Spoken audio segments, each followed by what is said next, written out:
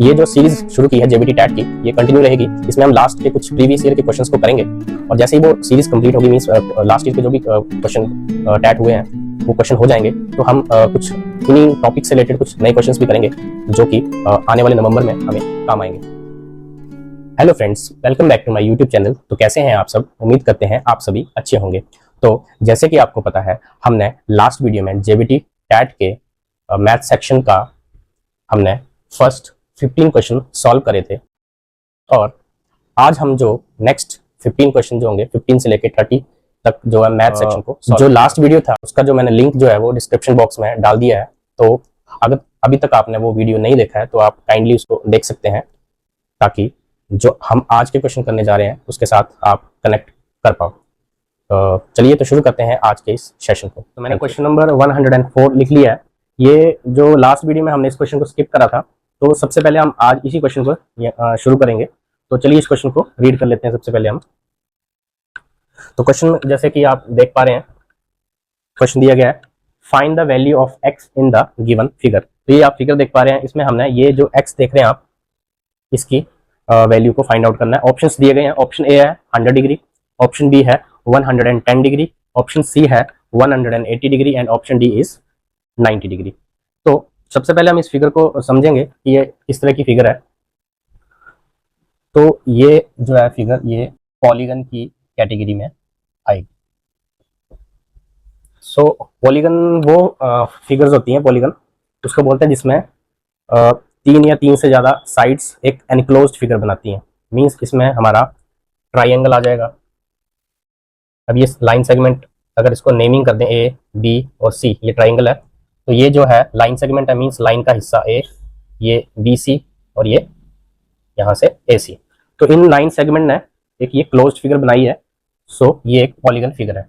ऐसे ही square, rectangle, quadrilateral, ये सारे ही पॉलीगन में आते हैं। तो इसमें भी वैसे ही है। और पॉलीगन की एक प्रॉपर्टी होती है जिसको बोलते हैं एक्सटीरियर एंगल प्रॉपर्टी। इस प्रॉपर्टी के अकॉर्डिंग ये होता है कि जो बाहर के जो भी एंगल होंगे, उन एंगल का जो सम रहेगा वो हमारा 360 डिग्री के इक्वल रहेगा। सो ये हमारी एक्सटीरियर एंगल की प्रॉपर्टी बोलती है। तो अब हम इन एंगल को ऐड करके देखेंगे और 360 के इक्वल रखेंगे। तो फर्स्ट एंगल है हमारा एंगल 50 डिग्री, सेकेंड हम ले लेंगे 90 डिग्री, थर्ड एंगल जो है हमारा, इसको इरेज कर देता हूँ, थर्ड एंगल हमारा यहाँ पे x डिग्री और फोर्थ जो है वो 120 डिग्री। और एक्सटीरियर एंगल की प्रॉपर्टी बोलती है कि जो बाहर के जो एंगल होंगे उनका सम जो होगा वो 360 डिग्री के इक्वल होगा। तो सबसे पहले हम जो ये एंगल है इनको सम कर लेंगे और इसके बाद हम इसको इस तरफ लेकर आएंगे। सो 9 और 90 और 50 जो हो जाएंगे वो उसका सम हो जाएगा 140 डिग्री और 120 degree plus x degree equals to 360। So बाकी सभी एंगल्स को हम यहाँ लेके आएंगे, तो ये बचेगा 360 माइनस ये आ जाएगा सम इसका 200 और ये 260 डिग्री। तो जब आप 360 में से 260 लेस करेंगे तो हमारे पास 100 डिग्री जो है इसका आंसर आ जाएगा, जो ये x डिग्री था। अब ऑप्शन में ऑप्शन ए जो है इसका बिल्कुल सही आंसर हो जाएगा। आई होप आपको ये समझ आया होगा कि बेसिकली ये पॉलीगन की एक फिगर थी। पॉलीगन की एक्सटीरियर एंगल की प्रॉपर्टी होती है, और जो एक्सटीरियर एंगल की प्रॉपर्टी बोलती है कि जो इस जो फिगर के जो आउटर वाले जो एंगल होंगे उनका सम जो होगा 360 डिग्री के इक्वल होगा। तो हमने क्या किया, इन एंगल्स को सम करा और उसका सम 360 डिग्री के इक्वल रखा। एक्स जो एंगल था उसको लेफ्ट साइड रखा, बाकी सभी जो एंगल जो थे, जो नॉन एंगल थे, उनको हम राइट की तरफ शिफ्ट किया। फिर जो भी सब्ट्रैक्ट करके आया उसको, वही हमारा इस x डिग्री का आंसर था जो कि 100 डिग्री था। तो चलिए अब हम नेक्स्ट क्वेश्चन करते हैं। हाँ जी, तो नेक्स्ट क्वेश्चन है हमारा 107। अभी हमने 104 क्वेश्चन करा क्वेश्चन नंबर जो 105 और 106 था वो हम ऑलरेडी लास्ट वीडियो में कर चुके हैं, इसलिए अब हमारे क्वेश्चन जो है 107 से शुरू होंगे। सो क्वेश्चन अब रीड करते हैं। क्वेश्चन है, a family of 8 people needs 60 kg wheat for a month, full stop. How much wheat does this family need for a week? Take 1 month equal to 30 days. 30 days. एक family है जिसमें 8 members हैं।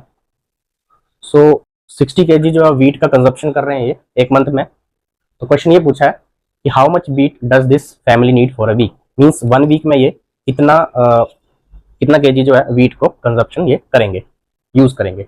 और इसमें इन्होंने एक hint दिया इस क्वेश्चन में कि हमने जो है 1 मंथ को 30 डेज के इक्वल लेना है, हमने 1 मंथ जो 30 डेज के इक्वल लेना है। तो जो गिवन इन्फॉर्मेशन होगी हम उसका यूज करेंगे। तो गिवन में हमारे पास जो है, मैं इसमें स्टेटमेंट नहीं बनाऊंगा, डायरेक्ट लिखूंगा ताकि ज़्यादा टाइम ना वेस्ट हो। गिवन में हमारे पास 8 मेंबर्स हैं जिसमें जो 60 kg वीट यूज कर रहे हैं और ये 30 डेज में कर रहे हैं, मींस एक मंथ में। अब हम यहाँ से 8 मेंबर्स का 1 डे का अमाउंट निकालेंगे कि जो फैमिली के जो ये 8 मेंबर हैं ये एक दिन में कितना वीट का यूज कर रहे हैं। तो यूज इसको करने के लिए हम क्या करेंगे, जो 60 kg है उसको हम डिवाइड कर देंगे 30 के साथ, जिससे 1 डे का कंजम्पशन आ जाए। तो जब इसको हम सॉल्व करेंगे तो यहां से हमारे पास आ जाएगा 2 kg, मीन्स एक दिन में जो है ये फैमिली 2 kg जो है कंजप्शन कर रहे हैं, मतलब यूज कर रहे हैं उसका।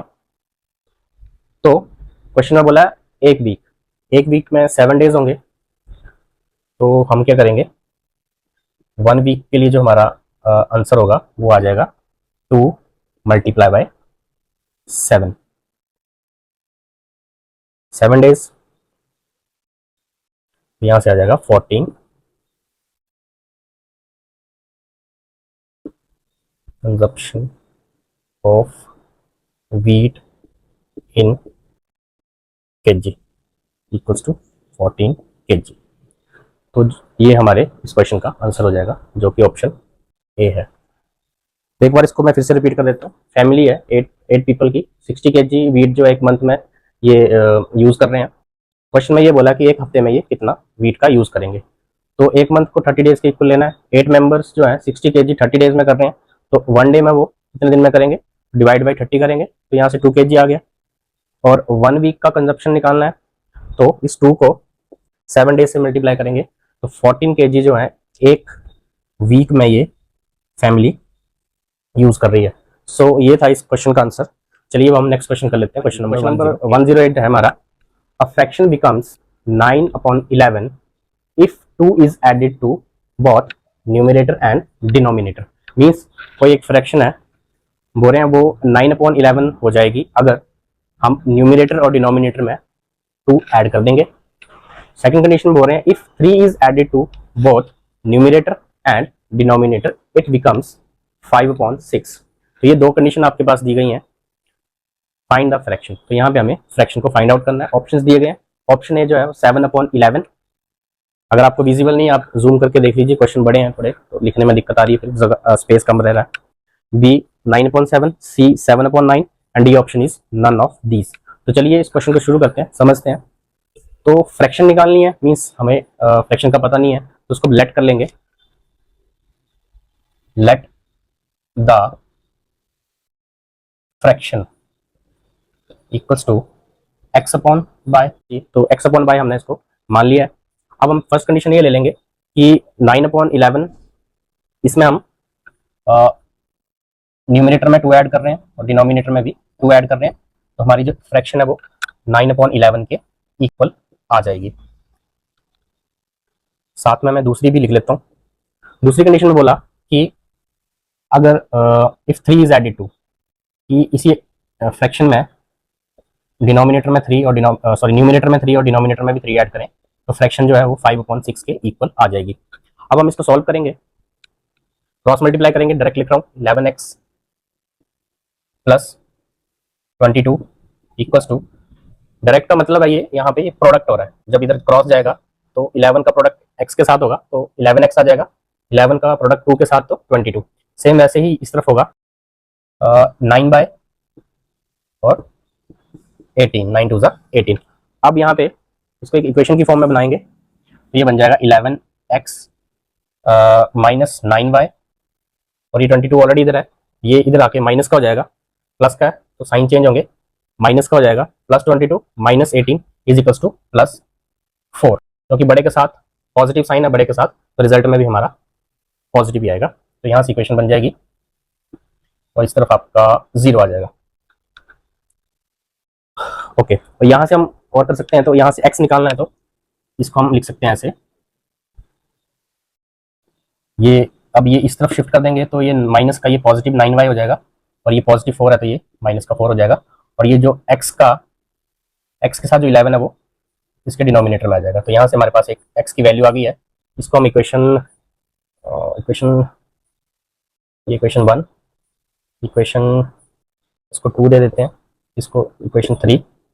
अब इसको सॉल्व करेंगे, इसको भी वैसे ही करेंगे, क्रॉस करेंगे तो कितना आ जाएगा 6x, और इधर करेंगे तो ये 18 आ जाएगा, सेम इधर करेंगे तो 5y, 5 3 ज़ा 15, 6x माइनस 5y, और इधर यहाँ से आ जाएगा आपका ये प्लस का 3 इक्वल टू 0,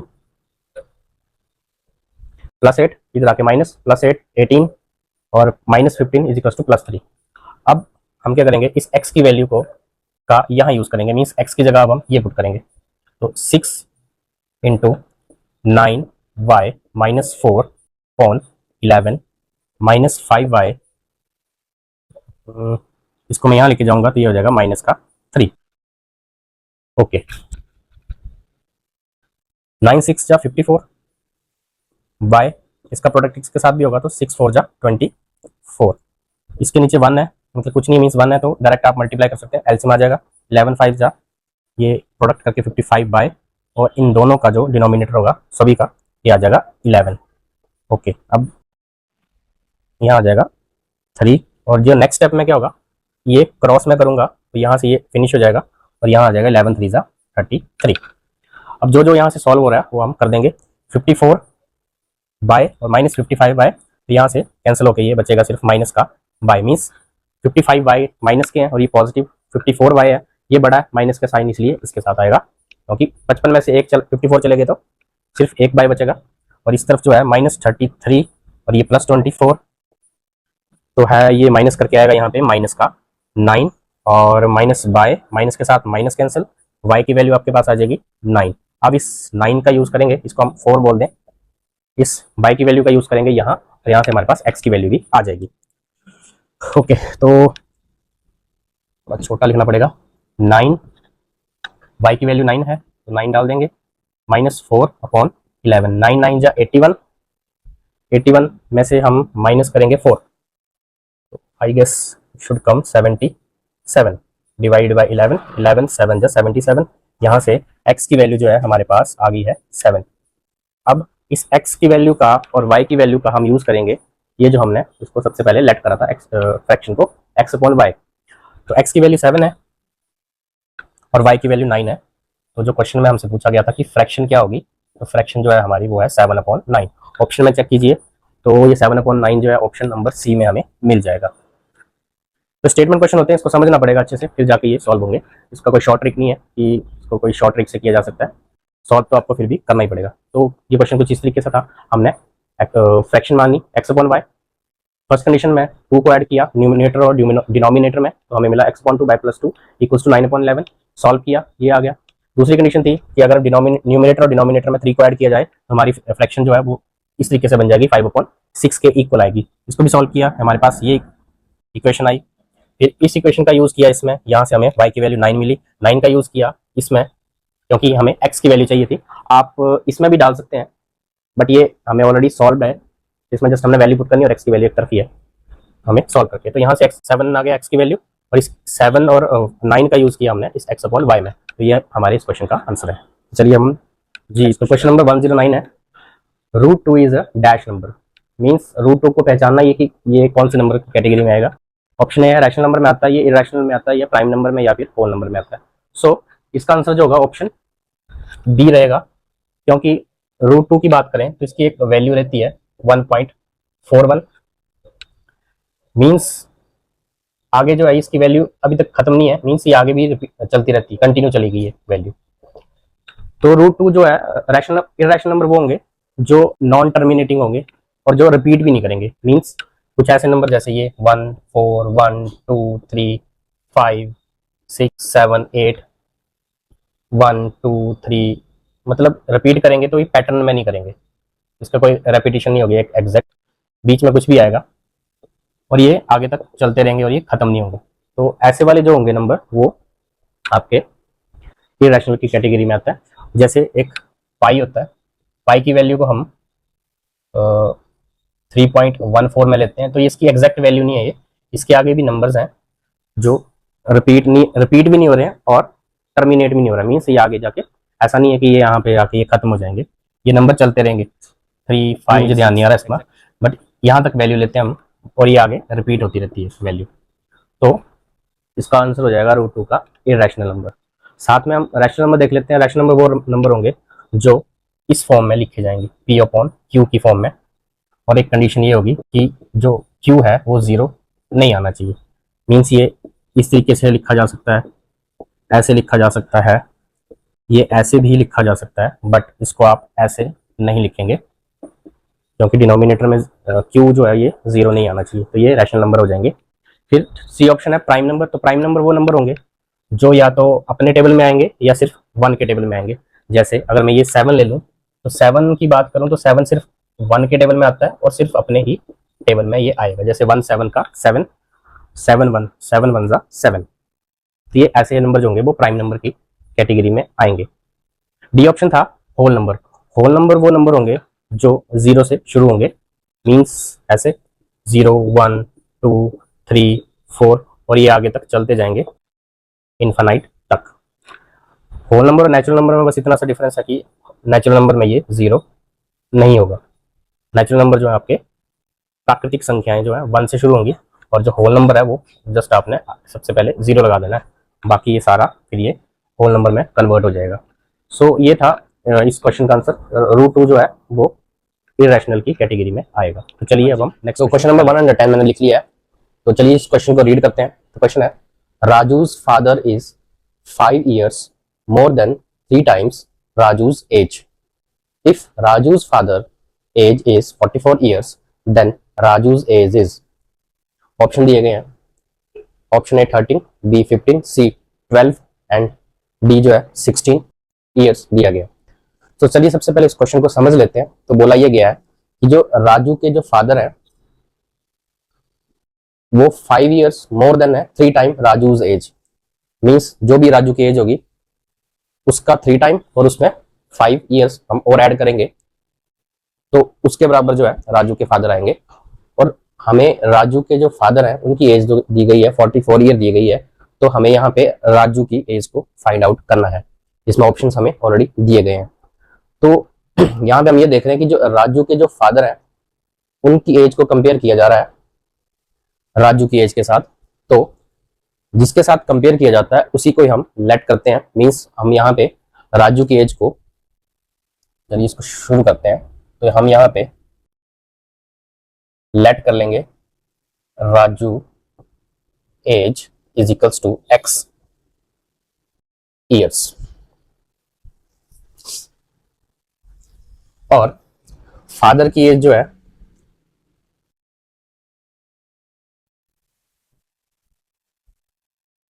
एज जो है वो 44 यहाँ पे दी गई है।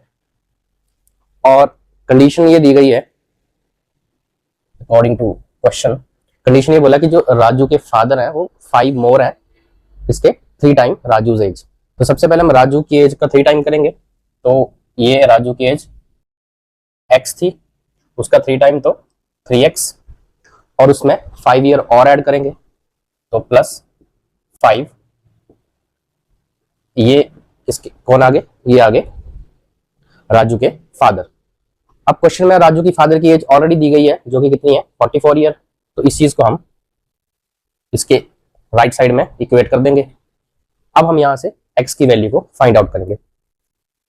तो 5 जो इस तरफ आ जाएगा, तो 44 प्लस का 5 है यहाँ के माइनस का हो जाएगा, और यहाँ पे आ जाएगा ये 39। x 3 जो डिनोमिनेटर में जाएगा इसके क्रॉस में 39 के, 3 1 जा 3, 3 3 जा 9। तो यहाँ पे x की वैल्यू हमारे पास आ गई 13। और x हमने किसको माना था, हमने राजू की एज को x माना था, तो यहाँ पे राजू की एज कितनी आ जाएगी 13। अब ऑप्शन में चेक कर लेंगे कि 13 कहाँ पे है, तो ऑप्शन ए में जो है 13 ये हमारा आंसर है। तो ऑप्शन ए जो है इस क्वेश्चन का आंसर हो जाएगा। आई होप आपको ये क्वेश्चन समझ आया होगा। एक बार मैं इस क्वेश्चन को फिर से समझा देता हूँ कि राजू के जो फादर हैं वो 5 ईयर ज्यादा है किसके, राजू की 3 टाइम जो एज है, राजू की जो एज है उसका 3 टाइम, उसमें 5 ईयर और ऐड करेंगे तब जाके जो है राजू की फादर की एज के बराबर राजू होगा। तो राजू की फादर की एज जो है ऑलरेडी 44 ईयर दी गई है। फिर हम राजू की एज को x मान लिया, फादर की एज ऑलरेडी गिवन है।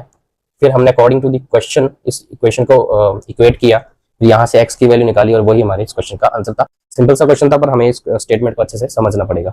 चलिए अब next, this is the question number 111 sorry. If 3/4 of a number is 12, the number is, means कोई आपके पास नंबर है, अब कोई नंबर है हमें पता नहीं है तो उसको हम x मान लेते हैं।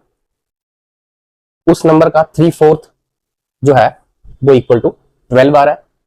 अब बोला ये गया कि ये जो x है वो एक्चुअल में क्या होगा। ऑप्शन दिए गए हैं, ऑप्शन ए 9 है, ऑप्शन बी 16 है, ऑप्शन सी 18 है, डी ऑप्शन इज 32। तो चलिए इस क्वेश्चन को सॉल्व करते हैं। 3/4 of a number, 3/4 of a number means multiply उस नंबर का 3/4 पार्ट जो है इज कितना है, 12 है। तो वो नंबर क्या होगा, तो हम क्या करेंगे, इन सभी को इस तरफ लेकर आएंगे। अब ये जो डिनोमिनेटर में ये क्रॉस में जाएगा तो ये बनेगा 12 इंटू 4, और यहां से x की वैल्यू आएगी 12 मल्टीप्लाई बाय 4 अपॉन 3। 3 4 जा 12, 4 4 जा 16, हमारे पास यहाँ पे x की वैल्यू आ जाएगी 16। सो ऑप्शन डी जो है हमारा यहाँ पे करेक्ट हो जाएगा। सो ये था इस क्वेश्चन का आंसर। चलिए अब नेक्स्ट क्वेश्चन नंबर 112 है। तो चलिए क्वेश्चन रीड कर लेते हैं। ये जो क्वेश्चन है ये प्रोबेबिलिटी से है, प्रोबेबिलिटी क्लास 10th 9th में भी है, 8th में भी होती है। तो चलिए क्वेश्चन रीड करते हैं। अ bag contains 3 red balls, 5 white balls and 7 black balls. Full stop. What is the probability that ball drawn from the bag at random will be neither red nor black? Means एक bag है जिसमें 3 जो है वो red balls हैं, 5 जो है white balls हैं और 7 जो है वो ब्लैक बॉल्स हैं। अब प्रोबेबिलिटी ये निकालनी है कि अगर उस बैग से रैंडमली कोई भी बॉल बिना देखे निकाली जाए तो ना तो वो रेड होनी चाहिए ना ही वो ब्लैक होनी चाहिए, मींस वो वाइट ही होनी चाहिए, मींस ना रेड आनी चाहिए ना ही ब्लैक आनी चाहिए। तो इस क्वेश्चन को सॉल्व करते हैं। तो सबसे पहले हम इसमें सैंपल स्पेस लिखेंगे। सैंपल स्पेस का मतलब है, सैंपल स्पेस जो है मींस टोटल इसमें कितनी बॉल्स हैं। टोटल बॉल्स इसमें आ जाएंगी 3 रेड, 5 और 7, 7 प्लस 5 12, 12 और 3 15। सैंपल स्पेस इसका 15 आ जाएगा, मींस टोटल आप बॉल्स बोल लीजिए। प्रोबेबिलिटी में इसको, प्रायिकता में इसको सैंपल स्पेस बोला जाता है। अब हम इसकी कंडीशन देखेंगे कि ना ही रेड चाहिए और ना ही ब्लैक चाहिए। तो सबसे पहले हम रेड और ब्लैक की प्रोबेबिलिटी निकाल लेते हैं। तो रेड कितने हैं, यहाँ पे 3 रेड बॉल्स हैं और ब्लैक 7 है, मींस 7 प्लस 3 कितना हो गया 10। अब टोटल सैंपल स्पेस कितने हैं, मींस बैग में कितने बॉल्स हैं टोटल 15। सो ये जो हमारी जो एक प्रोबेबिलिटी आई है ये वो प्रोबेबिलिटी है जिसमें रेड और ब्लैक के आने की संभावना है। So this is the red and black probability, event की प्रोबेबिलिटी। अब क्वेश्चन में ये बोला कि ना तो रेड चाहिए ना ही ब्लैक चाहिए। अब अगर मैं इनकी बात करूं तो बेसिकली ये जो है ये इंडिपेंडेंट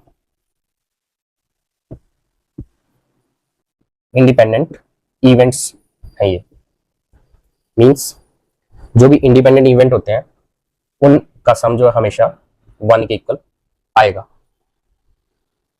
ठीक है, उसके लिए एक फॉर्मूला भी रहेगा जनरल सा, मींस प्रोबेबिलिटी ऑफ, हमें जब कोई चीज नहीं में निकालनी है तो ये इस तरीके से आप यूज करेंगे, जो कि किसके इक्वल होगा 1 माइनस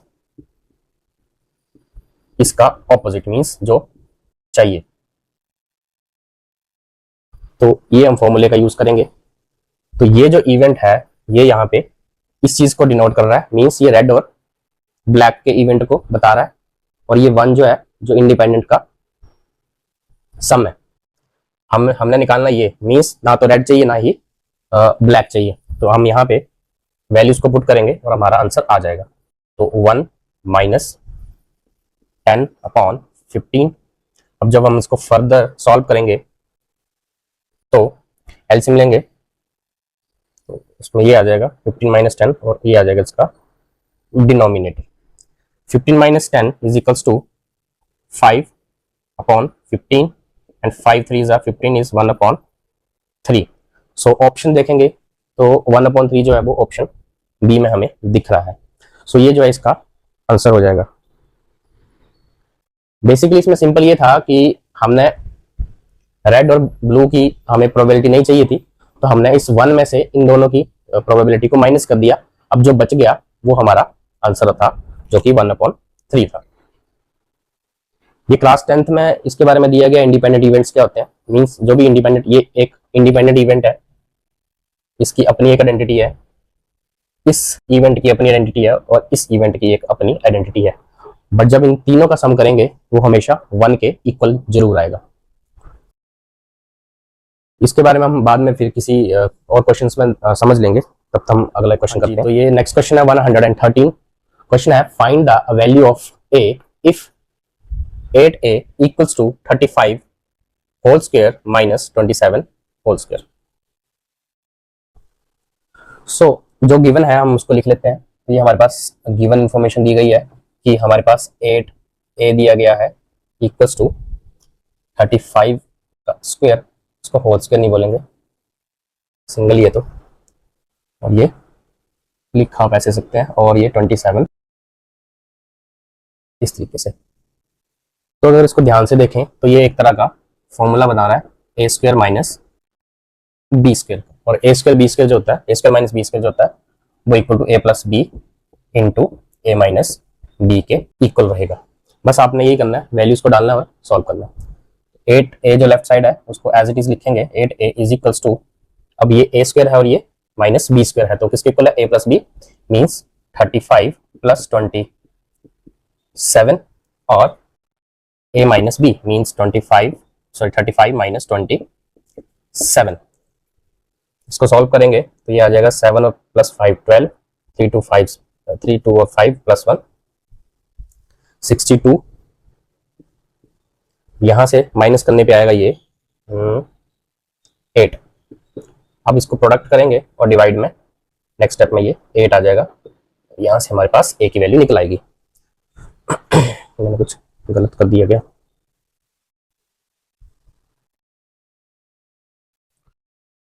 नहीं ठीक है, 8 से 8 कैंसिल और a इक्वल्स टू 62। तो ऑप्शन में देख लीजिए कहाँ पे 62, तो ऑप्शन ए जो है इसका 62 बिल्कुल सही आंसर हो जाएगा। ये सिंपल सा क्वेश्चन था, इसमें ज़्यादा कोई ऐसी रॉकेट साइंस नहीं थी। ये अलजेब्रिक एक्सप्रेशन के फॉर्मूलाज हैं वो ध्यान में रखने हैं। हाँ जी, तो ये क्वेश्चन नंबर 114 है। क्वेश्चन है which of the following equation has 2 as a root, means ये हमारे पास ऑप्शन दिए गए हैं ए बी सी डी, इनमें से जो 2 जो है एक रूट की तरह, इनमें से कौन सी इक्वेशन का होगा। ऑप्शन है ए है X square minus 4x plus 5 equal to 0। Option B is 2x square minus 7x plus 6 equal to 0। Option C X square plus 3x minus 12 equal to 0। आपको अगर आपको विजिबल नहीं है तो थोड़ा आप जूम करके देख सकते हैं। 3x² minus 6x minus 2 equals to 0। तो इसको हम सिंपल इस तरीके से करेंगे कि एक एक ऑप्शन चूज करेंगे और x की वैल्यू को 2 को जहां जहां x होगा वहां हम पुट कर देंगे। तो ऑप्शन ए ले लेते हैं सबसे पहले हम। तो x² minus 4x plus 5 equals to, solve करने के इसके और भी तरीके हैं बट जितना सिंपल होगा उतना अच्छा रहेगा। तो जहां ये इसको 2 एज अ रूट है या नहीं है तो इसको हम चेक करेंगे। अगर इसको सॉल्व करने पे ये 0 आ जाता है means left equal to right 0 0 हो जाते हैं तो ये 2 एक रूट होगा, और अगर नहीं आता मींस ये रूट नहीं है। तो x मींस 2 का square minus 4 into 2 plus 5 equals to 0। Check कर लेते हैं। 2 2 4 minus 4 2 8 plus 5 equal to 0। So minus 8 plus 5 is equals to minus 3। 4 minus 3 that is not equals to 0, क्योंकि इसको जब करेंगे तो ये 1 आएगा जो कि 0 के इक्वल नहीं होगा। इसी तरीके से ऑप्शन सी देखते हैं। x² plus 3x minus 12 equals to 0। 2 का स्क्वायर प्लस 3 x की जगह 2 minus 12 equals to 0। 2 2 4 3 2 6 minus 12। 4 plus 6 is equals to 10 minus 12 not equals to 0, क्योंकि यहाँ पे माइनस 2 आ जाएगा तो ये 0 के इक्वल नहीं आएगा। मींस ऑप्शन सी जो है वो भी रॉन्ग है, ऑप्शन ए भी रॉन्ग है। अब ऑप्शन बी देख लेते हैं। 2x की पावर x की जगह 2 का square minus 7 into 2 plus 6 equals to 0। 2 2 4 4 2 8 minus 7 2 14 plus 6 equals to 0 plus और 8 8 plus 6 is equals to 14 minus 14 equal to 0। Left में 14 माइनस 14 0 इक्वल्स टू 0। सो ये जो है इसका ऑप्शन सही हो जाएगा। डी ऑप्शन भी हम चेक कर सकते हैं वैसे ही। कहाँ का चेक करें, चलिए यहीं चेक करके देखते हैं। 3 2 का स्क्वायर माइनस 6x x की जगह 2 minus 2 equals to 0। 2 2 4 4 3 12 minus 12 minus 2 equals to 0। अब ये तो 0 हो गया बट यहाँ पे माइनस 2 है जो कि 0 के इक्वल नहीं है। सो हमारा सिर्फ जो है ऑप्शन बी जो है इसका बिल्कुल सही ऑप्शन इसका आंसर होगा। That is 2x² minus 7x plus 6 equals to plus 6 equals to 0। चलिए अब हम question is the question number 115। The question is the largest number which divides 70 and 125 leaving remainder 5 and 8 respectively. So options are option A 13, option B 6, C 7, D option is 17. Means कोई एक largest number है जो 70 को divide करता है और 125 को divide करता है, तो रिमाइंडर जो आएगा 70 को डिवाइड करके वो 5 आ रहा है, और 125 को जब डिवाइड करेगा वो लार्जेस्ट नंबर वो रिमाइंडर आएगा 5। तो ऑप्शन आपके पास दिए गए हैं ये 4, उनमें से एक ऑप्शन वो है जो वो लार्जेस्ट नंबर है जो 70 और 125 को डिवाइड करेगा, तो लीविंग रिमाइंडर जो आपके पास 5 और 8 आएगा। तो चलिए इस क्वेश्चन को समझ के अब आगे करते हैं। तो लार्जेस्ट नंबर की बात की है जो 70 को डिवाइड कर रहा है और रिमाइंडर 5 आ रहा है। मींस हमारे पास वो नंबर है, ये नंबर है 70, रिमाइंडर 5 आ रहा है। मींस अगर हम 70 में से 5 को माइनस कर देते हैं तो 65 वो नंबर है जिससे वो लार्जेस्ट नंबर जो है एग्जैक्ट डिवाइड करेगा। ओके, नेक्स्ट नंबर है हमारे पास 125। इसमें से अगर हम इसका रिमाइंडर जो बच रहा है 8 उसको माइनस करेंगे तो यहां से हमारे पास आ जाएगा 117। मींस अब वो लार्जेस्ट नंबर वो है जो 117 के साथ भी एग्जैक्ट डिवाइड करेगा। तो अब वो नंबर फाइंड आउट करने के लिए या तो हम इसके अलग से 65 के और 117 के फैक्टर बना लेंगे। तो दो तरीकों से कर सकते हैं। जैसे 65 के अगर फैक्टर बनाएं तो 5 से करेंगे तो ये आ जाएगा 5 और ये 13, इसके आगे 5 और 13 65 के। वैसे 17 के बनाएंगे तो 117 के आएंगे 7 8 और 9, ये 3 से चला जाएगा तो 3 3 जा 9, 2 यहाँ पे रिमाइंडर आ रहा है 27, 3 9 जा 27, 3 3 जा 3, 3 1 जा 3 3 जा 9 और 13। इसके फैक्टर बन रहे हैं हमारे पास 5 13, इसके बन रहे हैं 5 13 65 के, और इसके बन रहे हैं 3 3 एंड 13। तो इसमें जो हाईएस्ट जो आप कॉमन देख पा रहे हैं वो ये है 13। तो 13 इसका, तो एक तो ये इस तरीके से कर सकते हैं कि अलग अलग आपने निकाल लिया और इस तरीके से कर दिया। दूसरा आप इकट्ठा कर सकते हैं 65 117 का एचसीएफ निकालेंगे तो डायरेक्ट पता होगा, तो 13 से जाएगा 13, 5 is 65 एंड 13 9 is 117। तो अब आगे जो है 5 और 9 जो है एक नंबर से नहीं जाएंगे, तो जो हमारा एचसीएफ आ जाएगा 13। तो 13 जो है इस क्वेश्चन का राइट आंसर हो जाएगा और ऑप्शन ए जो है इसका बिल्कुल करेक्ट आंसर है। तो आई होप आपको ये क्वेश्चन समझ आया होगा। चलिए नेक्स्ट क्वेश्चन कर लेते हैं। हाँ जी, तो 116 क्वेश्चन है ये। Length of minor arc of sector of circle of radius R with angle at the centre theta is. Option A pi are square theta 360, B option pi R theta upon 360 degree, option C pi R theta upon 180, D option 2 pi R theta upon 180 degree. अब ये जो question है ये area related to circle से आ गया। एक और question last video में जो हमने एक क्वेश्चन करा था, वो क्वेश्चन था बेसिकली वो जो कर्व ग्रेजिंग से रिलेटेड क्वेश्चन था जिसमें एरिया फाइंड आउट करना था। तो उसके लिए हमने एक फॉर्मूला यूज करा था theta upon 360 into pi R square. तब हमने ये फॉर्मूला यूज करा था। ये हम तब यूज करते हैं जब हमने सेक्टर का एरिया फाइंड आउट करना हो। अब जो क्वेश्चन है इसमें हमें बेसिकली एक माइनर आर्क, सेक्टर की जो माइनर आर्क है उसकी लेंथ को फाइंड आउट करना है। अब मैंने एक आपको समझने के लिए आसान है तो मैंने एक सर्कल ड्रॉ करा है जिसमें ये जो है यहां से लेके यहां तक ये जो है एक मेजर आर्क आ जाएगी और ये जो पोर्शन है छोटा सा ए पी बी ये हमारी माइनर आर्क है और हमें बेसिकली इसी की लेंथ को फाइंड आउट करना है।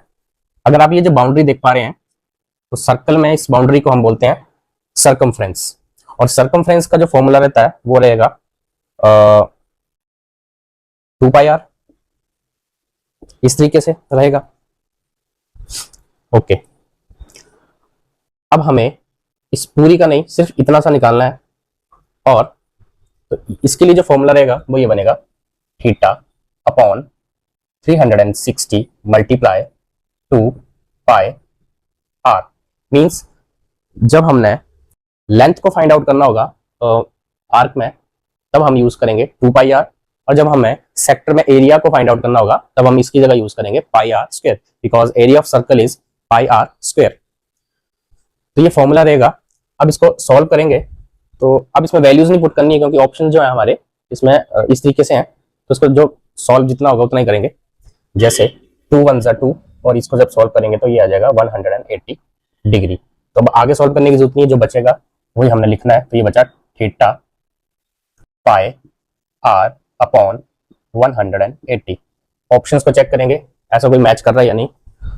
तो ये तो स्क्वायर है, ये तो वैसे ही गलत है, ये वाला भी गलत है क्योंकि 2 है, 2 पाई आर है, 180 नहीं आएगा नीचे।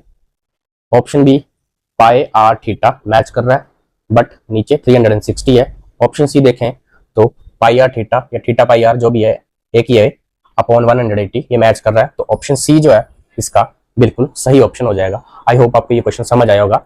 चलिए जल्दी से नंबर 117 है। अब ये जो क्वेश्चन है ये class 10 chapter number 7 coordinate geometry से है। तो चलिए क्वेश्चन रीड कर लेते हैं पहले। The distance between the point. अब ये दो पॉइंट है उनके बीच का डिस्टेंस निकालना है। पॉइंट है -5,7 एंड -1,3। ऑप्शन दिए गए हैं आपके पास 5√2, option B 4√2, option C 2√2 and option D is 6g√2। तो इसको समझने के लिए हम एक पॉइंट बना लेते हैं। जैसे ये मान लीजिए ए पॉइंट है और ये बी पॉइंट है। अब इसके जो कोऑर्डिनेट्स हैं -5,7 है, ये ऐसे करके, और बी पॉइंट के जो है इसको हमने खुद से अज्यूम किया ए और बी ये। सो इनके बीच का जो डिस्टेंस है वो फाइंड आउट करना हमने। तो इसको निकालने के लिए फॉर्मूला रहता है। फॉर्मूला कुछ इस तरीके से है। मान लीजिए ए बी निकालना हमने, तो A B equals to x2 - x1 whole square plus y2 minus y1 का whole square whole under root. So this is the formula to find out the distance between two coordinates. So ये हमारा x1 होगा, ये हमारा y1 रहेगा. So this one is the x2 and this is y2. एक बात का ध्यान रखना है अपने, जो सबसे पहले लिखा जाएगा वो हमेशा x का ऑर्डिनेट होगा और जो बाद में लिखा जाएगा वो y का ऑर्डिनेट होगा. और इसमें एक साथ में ये क्वेश्चन कर रहे हैं तो इसमें आपको एक पॉइंट और ऐड ऑन करा रहा हूं कि जो x एक्सिस है इसका एक नेम और होता है जिसको हम बोलते हैं एब्सिसा. ABSCISSA. तो ये MCQs में ये भी आ सकता है क्योंकि ये बेसिक है, समटाइम ये हमारे माइंड से स्किप हो जाता है. X axis also called abscissa and Y axis also called ordinate and the combination of x and y together called coordinate. ये बेसिक आपने ध्यान में रखना है. चलिए अब हम इसको इन वैल्यूज को यहाँ पुट करके इसको सॉल्व कर लेते हैं. अब जो कुछ इरेज करने वाला मैं इसको इरेज कर देता हूँ. वैल्यूज को पुट करूंगा. x2 की वैल्यू है हमारे पास -1 minus x1 is -5 whole square plus y2 is 3 minus y1 is 7 और ये होल रूट -1. एक मिनट मैं कोऑर्डिनेट चेक कर लेता हूँ ये बिल्कुल सही है कि नहीं. जी तो ये आ जाएगा यहाँ से. ओके सॉरी, ये जो इसका इस फॉर्मूले का माइनस भी है, मींस माइनस और माइनस क्या हो जाएगा, ये आपस में प्लस हो जाएगा. तो यहाँ से ये बन जाएगा प्लस का 5. तो -1 + 5 इज इक्वल्स टू 4 का स्क्वायर प्लस 3 - 7 इज -4. अब इसको सॉल्व करके आएगा 16 प्लस, अब -4 को 2 टाइम प्रोडक्ट करेंगे तो माइनस माइनस प्लस हो जाएगा तो ये 16 आ जाएगा √32. अब ऑप्शन में तो ऐसा है नहीं, 5√2, 4√2, 2√2, 6√2 है तो इसके हम फैक्टर बनाएंगे. 32 2 से जाएगा, 2 1 2 एक कैरी, 2 6 12, 2 8 16, 2 4 8, 2 2 एंड 2 1. अब जो पेयर बनेंगे वो इस रूट के बाहर आ जाएंगे. So this is the pair, तो उसको हम 1 टाइम लिखेंगे. This one is also pair. This, अब ये जो है इसका कोई पेयर नहीं है, मीन्स ये रूट के अंदर रहेगा. 2 2 4, 4√2. ऑप्शन बी इसका बिल्कुल करेक्ट ऑप्शन आंसर हो जाएगा. आई होप आपको ये क्वेश्चन समझ आया होगा. अगर समझ आया है तो वीडियो को लाइक कीजिए. चलिए अब जल्दी से अब हम नेक्स्ट क्वेश्चन कर लेते हैं लास्ट के. तो ये 118th क्वेश्चन मैंने लिख लिया है तो क्वेश्चन रीड करते हैं. The 30th term of this series that is 10, 7, 4 is option A 100, B option 77, C option -77 and D is -116. Means ये जो क्वेश्चन है जो क्लास 10th में 5th चैप्टर मैथ्स का अर्थमेटिक प्रोग्रेशन वहां से ये दिया गया है. तो ये बेसिकली एक एपी की सीरीज है. तो एपी की सीरीज को हम लिख लेते हैं 10, 7, 4, और आप देख रहे हैं कि ये जो है एक डिसेंडिंग ऑर्डर की तरफ जारी है. तो 30th टर्म निकालनी है. तो ये जो है इसको हम फर्स्ट टर्म बोलते हैं. फर्स्ट टर्म शॉर्ट में लिख रहा हूँ, ये सेकंड, फिर थर्ड, फिर फोर्थ, ऐसे ऐसे चलता जाएगा. जनरल फॉर्म जो होती है एपी की A, A + D, A + 2D, A + 3D and so on AN तक. ये आपको जनरल बेसिक चीज इसलिए बता रहा हूँ क्योंकि आगे अगर और ऐसे क्वेश्चन आएंगे तो आप इजीली समझ पाए. साथ साथ हम और एक नए टॉपिक भी साथ में देखते चलेंगे, सब टॉपिक्स जो होंगे A, दिस एंड ऐसे. तो बोला है कि 30th टर्म मींस 1 2 3 ऐसे ऐसे कहीं पे जो 30th टर्म होगी वो हमने फाइंड आउट करनी है. तो ऑप्शन इसमें से देखना है. अब यहाँ से तो देखिए ऑप्शन से तो आप ऑलरेडी पता लगा सकते हैं कि यहाँ से भी लगा सकते हैं. एटलीस्ट 2 ऑप्शन जो आप एलिमिनेट कर सकते हैं क्योंकि आप देख रहे हैं कि ये नेगेटिव की तरफ बढ़ रहा है. मींस 10, 7, 4 आगे ये और कम हो जाएगा और कहीं ना कहीं माइनस की तरफ जा रहा है. तो ऑप्शन जो ये आपके पॉजिटिव वाले तो एटलीस्ट यहाँ से खत्म हो जाएंगे. तो ए और बी तो यहाँ से ऑलमोस्ट फिनिश है। अब ऑप्शन सी और डी में से ही आपका कोई एक आंसर होगा। तो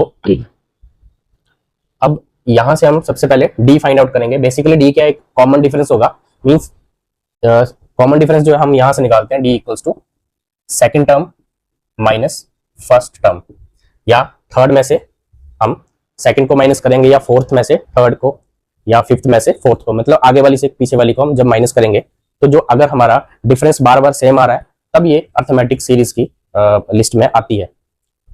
तो सेकंड टर्म ये है हमारी 7 और फर्स्ट है 10, तो यहां से आ गया -3, डी हमारे पास -3 आया है।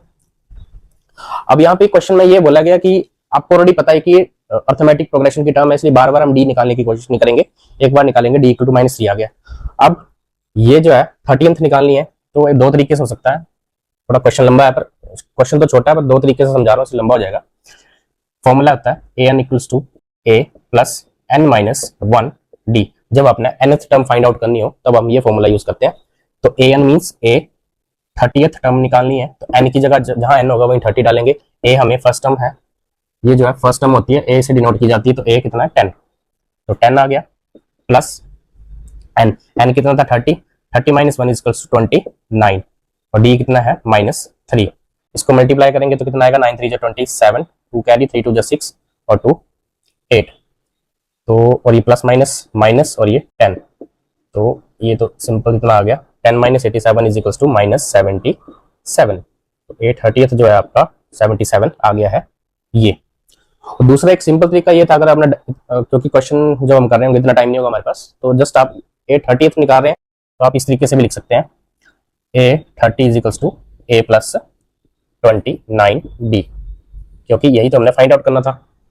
अब ये कुछ नहीं है, यही तो आया, ये A प्लस माइनस करके 29D, आप डायरेक्ट यहाँ वैल्यू डालेंगे तब भी आ जाएगा। मीन्स जो 30th जो कि एक कम करके आपने लिख देना है, जैसे अगर यहाँ पे 35 होता, मीन्स A35 होता, तो हम लिख सकते थे A प्लस 34D, फिर अगर 34 होता तो A प्लस 33D। तो इस तरीके से हम इस क्वेश्चन को कर सकते हैं। तो ऑप्शन सी जो है यहाँ से बिल्कुल सही ऑप्शन हो जाएगा, आंसर हो जाएगा इसका। चलिए नेक्स्ट क्वेश्चन, 119th क्वेश्चन है और ये इस वीडियो का सेकंड लास्ट क्वेश्चन है, और जो टैट में जो मैथ सेक्शन था उसका भी सेकंड लास्ट क्वेश्चन है।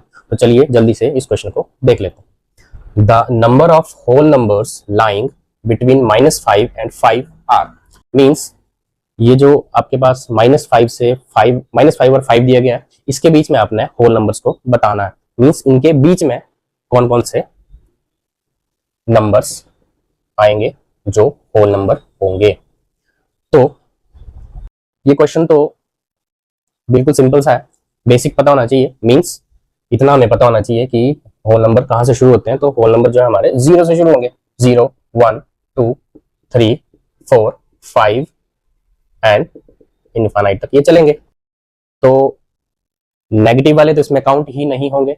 तो अब ये वाले तो 0 से पीछे वाले तो हम जैसे -1 -2 -3 और -4 ये तो हम लेंगे ही नहीं। तो यहाँ पे अब कौन से बच रहे हैं, एक 0 1 2 और 3 और सॉरी एक 4। तो यहाँ हमारे पास अब काउंट कर लेंगे 1 2 3 4 एंड 5। एक चीज का ध्यान रखना है, क्वेश्चन में बोला बिटवीन -5 एंड 5, मीन्स ना तो आप -5 को ले सकते हैं ना ही +5 को, तो हम इस 5 को काउंट नहीं करेंगे। तो इसके बीच बिटवीन जो है बस वही देखेंगे, तो वो है 0 1 2 3 4, तो 1 2 3 4 एंड 5, तो टोटल जो है 5। तो A option eliminate, B option is also eliminate, C is also, and the option D is correct. I hope आपको ये क्वेश्चन सिंपल सा समझ आया होगा। चलिए इस वीडियो का लास्ट क्वेश्चन, ये लास्ट क्वेश्चन है इस वीडियो का और इस मैथमेटिकल सेक्शन का भी। In the given figure find the area of shaded region. Option A 57, option B 48, option C 50, option D is 60। So ये जो आप फिगर देख पा रहे हैं इसमें साइड्स दी गई हैं, शेडेड रीजन जो है इसका सारे का एरिया फाइंड आउट करना है। तो 3 सेंटीमीटर, 4 सेंटीमीटर, 4 3 4 4 3 4 4 3 4 एंड 4 सेंटीमीटर। तो ये आप देख पा रहे हैं, अगर हम इस तरीके से अलग करें इसको भी ऐसे, तो ये वाला जो पोर्शन है ये जो है एक रेक्टेंगल की शेप है, रेक्टेंगल शेप, अगर इसका एरिया निकालना हो तो L into B means length into breadth. तो जो लॉन्गेस्ट है ये लेंथ, इसको ब्रेथ मीन्स अगर ये 3 होगी तो ये जो पोर्शन होगा ये भी 3 का रहेगा। अगर ये रेक्टेंगल है तो ये भी रेक्टेंगल की तरह ही लग रहा है, तो ये भी क्या होगा, रेक्टेंगल हो जाएगा। तो 1 2 3 4, तो ये जो बाहर बाहर जो बॉक्स से हैं रेक्टेंगल है ये, तो मल्टीप्लाई बाय 4।